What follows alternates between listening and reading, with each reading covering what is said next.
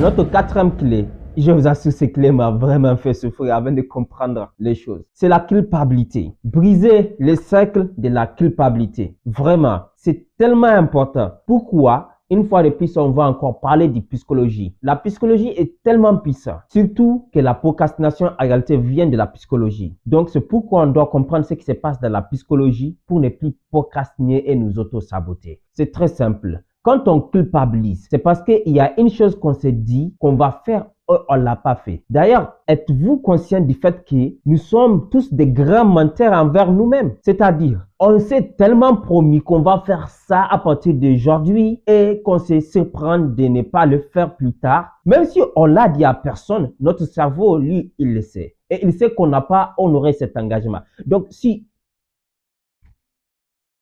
si on culpabilise pour cela, malheureusement, notre cerveau va arrêter le fait que, on est juste incapable de tenir notre propre parole à nous-mêmes. Donc, pas besoin même d'être ambitieux, première conséquence. Et même quand on est ambitieux, on se fixe des objectifs, pas besoin de le faire tout de suite. Pourquoi? Dans tous les cas, je suis habitué. Quand je dis une chose, je vais le faire, je ne le ferai pas. Donc, je peux procrastiner. Ainsi, j'aurai des raisons pour encore culpabiliser. Ça devient un cycle infernal, une boucle sans limite. On culpabilise, le cerveau a plus de raisons de nous faire procrastiner.